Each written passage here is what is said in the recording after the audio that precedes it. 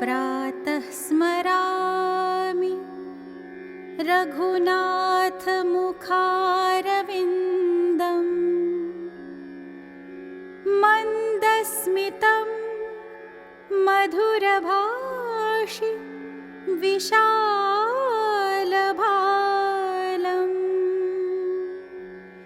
कर्णावलम्बिचलकुण्डलशोभिगं। नमस्कार दोस्तों, आज का विषय है रामायण, राम और जातिवाद। दोस्तों, ये बड़ा ही ज्वलंत टॉपिक है। इस पर मैं ये कहना चाहूँगा कि जो भी समाज में इस प्रकार की प्रथाओं को लोग बढ़ावा देते हैं वो बड़े ही निकृष्ट श्रेणी के लोग होते हैं। हमारे समाज में ऐसे बहुत सारे लोग हैं जो ज्ञान की कमी के कारण किसी भी बात का कुछ भी अर्थ का अनर्थ कर देते हैं और अनर्गल बातों को बढ़ावा देते हैं। कुछ लोग सोशल मीडिया पर डाल देते हैं। जैसे मैं आपको उदाहरण देता हूँ, ढोल गवार शूद्र पशु नारी, ये सब ताड़न के अधिकारी। मित्रों, इसमें मैं बता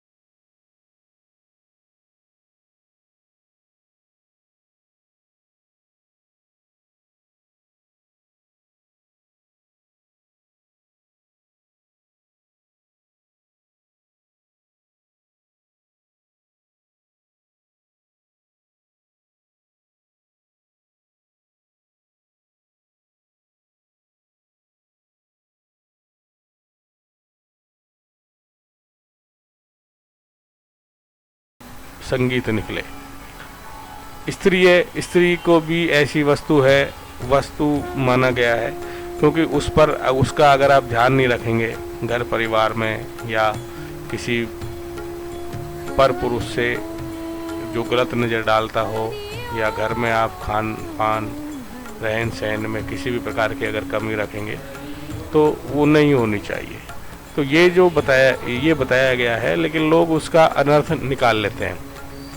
अब हम बात करें जातिवाद की, तो भगवान राम का उदाहरण लेते हैं। भगवान राम हमारे आदर्श हैं, भगवान राम हमारे भगवान हैं, हमारे सब कुछ हैं। उन्होंने जो उदाहरण हमें प्रस्तुत किए हैं वो किसी भी घर गृहस्थी, समाज, राजा, मित्र सबके लिए उदाहरण है। आप वहाँ से सीख सकते हैं और समझ सकते हैं कि आप किस प्रकार से आप अपनी समस्याओं का निवारण कर सकते हैं। अब बात करते हैं जातिवाद पर। तो दोस्तों, भगवान राम ने कभी जाति को नहीं माना। भगवान राम सदैव सबको समान रूप से सम्मान देते थे। भगवान राम ने जैसे निषाद राज है, निषाद राज को भगवान राम अपना परम मित्र मानते थे, भाइयों के जैसा सम्मान देते थे, अपने साथ बिठाकर भोजन कराते थे, अपने साथ बिठाकर राजकाज से संबंधित बहुत सारी नीतियों में उनकी सलाह लिया करते थे।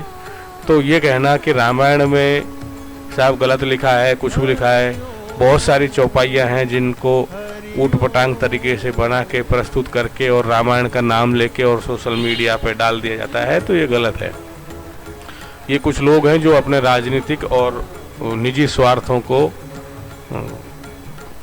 हासिल करने के लिए इस प्रकार की घटनाएं या इस प्रकार की हरकतें करते हैं, तो आप इनका ध्यान ना करें।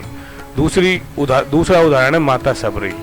आप देखेंगे दोस्तों, माता सबरी को भगवान राम अपनी माता से भी ज़्यादा प्रेम किया उन्होंने। जब उनका मिले, अगर आपने उनका जो रामायण में दिया गया है उनका व्याख्यान, उसमें देखिए आप, भगवान राम ने बिल्कुल अपनी माता के समान उनसे प्रेम किया।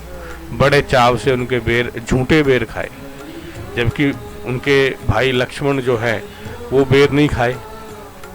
और उसमें बताया गया है, देखो महिमा मंडन भी किया गया है माता सबरी का, कि माता सबरी के प्रेम में इतनी शक्ति थी, उनके प्यार में, दुलार में इतनी शक्ति थी कि भगवान राम को शक्ति नहीं लगी और लक्ष्मण जी ने जो झूठे बेर नहीं खाए, इस कारण उन्हें शक्ति लगी और उस शक्ति के कारण वो मूर्छित हो गए और मरते मरते बचे।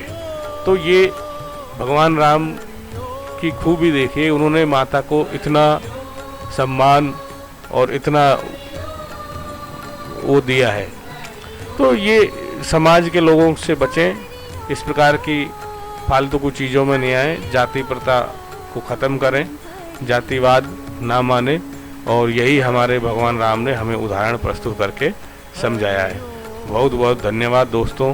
प्लीज़ हमारे चैनल को सब्सक्राइब कर दिया कीजिए और लाइक एंड ज़रूर करें और पूरा वीडियो देखने की कृपा करें, जिससे आपको पता लगे कि जो भी बताया गया है वो क्या बताया गया है और उसका क्या उचित